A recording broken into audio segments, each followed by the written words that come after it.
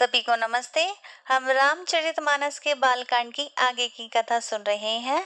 सारद दारु नारी सम स्वामी, रामो सूत्रधर अंतर्जामी, जेहि पर कृपा करही जनु जानी, कभी उर अजीर न चावी बानी। अर्थात सरस्वती जी कठपुतली के समान हैं और अंतर्यामी स्वामी श्री रामचंद्र जी सूत्रधार हैं। अपना भक्त जानकर जिस कवि पर वे कृपा करते हैं, उसके हृदय रूपी आंगन में सरस्वती जी को वे नचाया करते हैं। प्रणव सोई कृपाल रघुनाथा, बरनव बिसतासु गुण गाथा, परम रम्य गिरि बरु कैलासु, सदा झांसी उमा निवासु।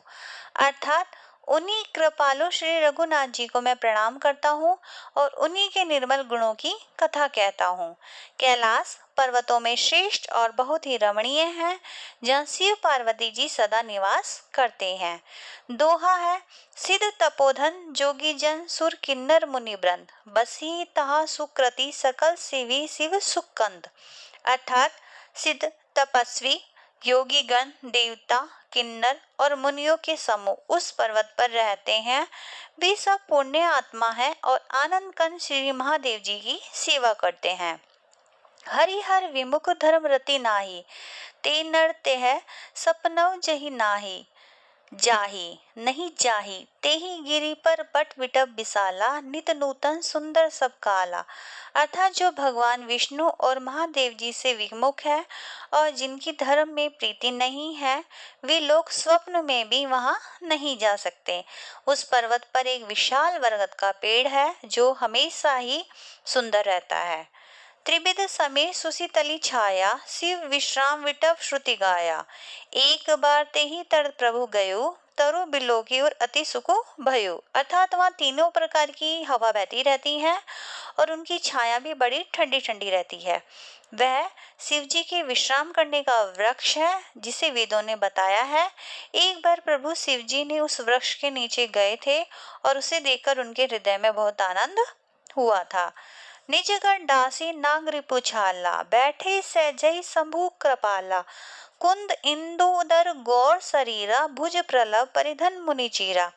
अर्थात अपने हाथ से बांगबर बिछाकर कृपालु शिव जी स्वभाव से वहां बैठ गए और कुंद के पुष्प चंद्रमा और संग के समान उनका गौर शरीर था। बड़ी लंबी भुजाएं थी और वे मुनियों के से वस्त्र धारण किए हुए थे।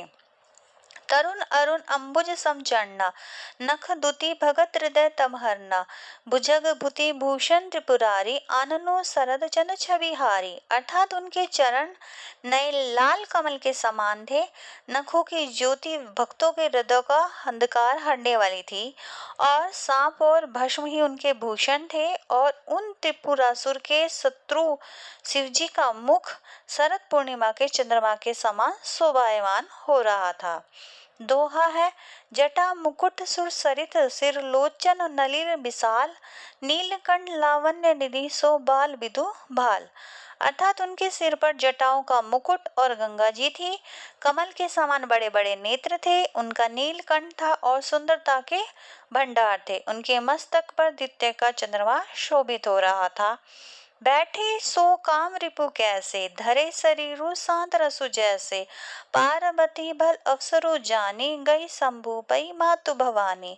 अर्थात कामदेव के शत्रु शिव जी वहां बैठे हुए ऐसे शोभित हो रहे थे मानो शांत रस के शरीर धारण किए बैठे हों। अच्छा मौका जानकर शिव पत्नी माता पार्वती उनके पास गई।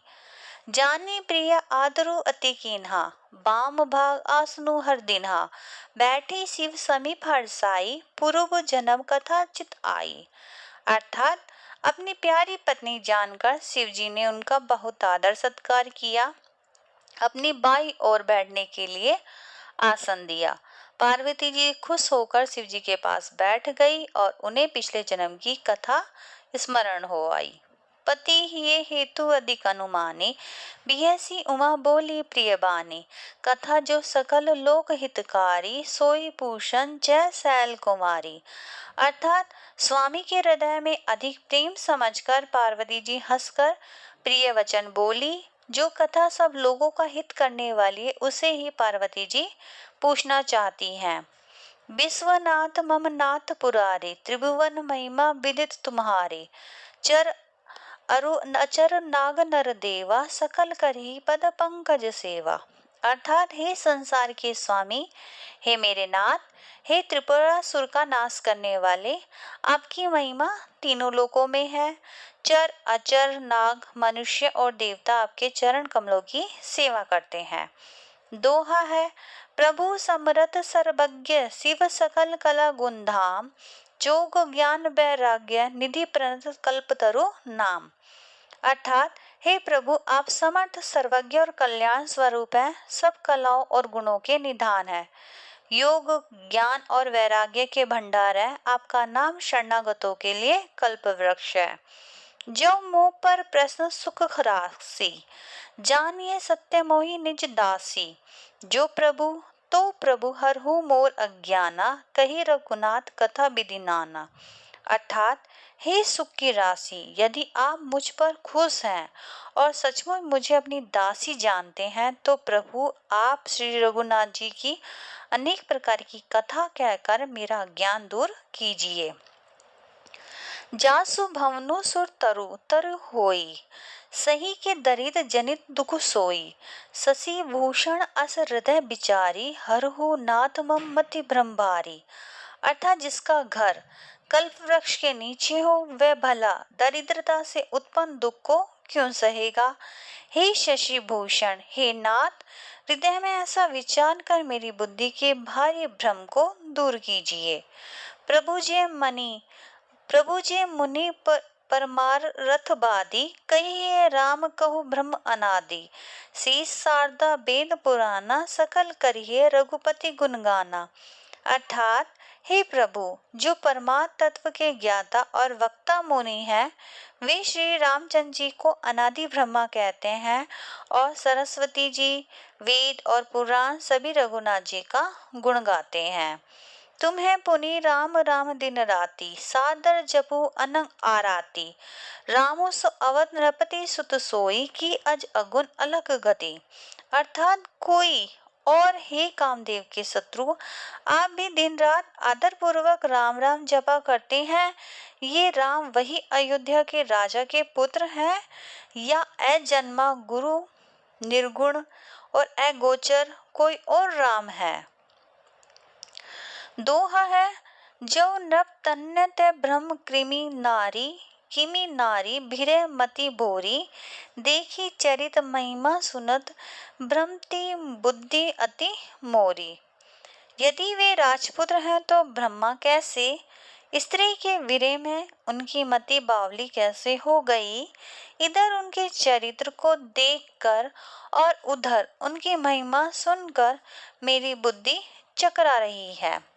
जो अनि व्यापक विभु को, कहो भुजाई नाथ मोहि सो। अज्ञ जानी रिस उर जनि धरु, जेहि विधि मोह मिटे सोहि करू। अर्थात यदि इच्छा रहित व्यापक समर्थ ब्रह्मा कोई और है, तो हे नाथ मुझे उसे समझाकर कहिए, मुझे नादान समझकर मन में क्रोध न लाइए। जिस तरह मेरा मोह दूर ही हो जाएगा, वही कीजिए। मई बन दिखी राम प्रभुताई, अति भय बिकल न तुम्ही सुनाई। तदपि मलिन मन बोधु न आवा, सो फलु भली भांति हम पावा। अर्थात मैंने वन में श्री रामचंद्र जी की प्रभुता देखी थी, परंतु अत्यंत भयभीत होने के कारण मैंने वह बात आपको सुनाई नहीं। तो भी मेरे मलिन मन को बोध न हुआ, उसका फल भी मैंने अच्छी तरह पा लिया। अजहु कछु संसौ मन मोरे, करहु कृपा बिन्नौ कर जोरे। प्रभु तब मोहि बहु भांति प्रबोधा, नाथ सो समुझी करहु जनि क्रोधा। अर्थात अब भी मेरे मन में कुछ संदेह है, आप कृपा कीजिए। मैं हाथ जोड़कर विनती करती हूँ। हे प्रभु, आपने उस समय मुझे बहुत तरह से समझाया था, फिर भी मैं नहीं मानी। हे नाथ, ये सोचकर मुझ पर क्रोध न कीजिए। तब कर अस विमोह अस न अब नाही, राम कथा पर रुचि मन माही। कहो पुनीत राम गुण गाथा, भुजंग राजभूषण सुरनाथा। अर्थात मुझे अब पहले जैसा मोह नहीं है, अब तो मेरे मन में राम कथा सुनने की रुचि है। हे शेषनाग को अलंकार रूप में धारण करने वाले देवताओं के नाथ, आप श्री रामचंद्र जी के गुणों की पवित्र कथा कहिए। दोहा है, बंदो पद धरि धरनी, सुरो बिनय करो कर जोरी। बरनऊ रघुबर बिसद जसु श्रुति, सिद्धांत निचोरी। अर्थात मैं पृथ्वी पर सिर टेक कर आपके चरणों की वंदना करती हूँ और हाथ जोड़कर विनती करती हूँ, आप वेदों के सिद्धांतों को निचोड़कर श्री रघुनाथ जी का निर्मल यश वर्णन कीजिए। जतपि जो सीता नहीं अधिकारी, दासी मन क्रम बचन तुम्हारी। गुणव ततो न साधु दुरावही, आरत अधिकारी जय पावई। अर्थात यद्यपि स्त्री होने के कारण मैं उसे सुनने की अधिकारिणी नहीं हूँ, तथापि मैं मन वचन और कर्म से आपकी दासी हूँ। संत लोग जहाँ आर्त अधिकारी पाते हैं, वहाँ घोर तत्व भी उसे नहीं छिपाते। अति आरती पूछो सुरराया, रघुपति कथा कहो करिक दाया। प्रथम सो कारण कहो बिचारी, निर्गुण ब्रह्म सगुण बपुधारी। अर्थात हे देवताओं के स्वामी, मैं बहुत ही अंतर्भाव से पूछती हूँ, आप मुझ पर दया करके श्री रघुनाथ जी की कथा कहिए। पहले तो वह कारण विचार कर बतलाइए जिसे निर्गुण ब्रह्मा सगुण रूप धारण करता है। पुनि प्रभु कहु राम अवतारा, बाल चरित पुनि कहु उदारा। कहु जथा जानकी विभाई, राज तजा सो दूषण काहि। अर्थात हे प्रभु श्री रामचंद्र जी के अवतार की कथा कहिए तथा उनका आदर और उनका उदार बाल चरित बताइए। फिर जिस प्रकार उन्होंने जानकी जी से विवाह किया वह कथा कहिए, और फिर ये बताइए कि उन्होंने जो राज्य छोड़ा सो किस दोष से छोड़ा था। अब ये कथा आगे की अगली वीडियो में सुनेंगे। धन्यवाद।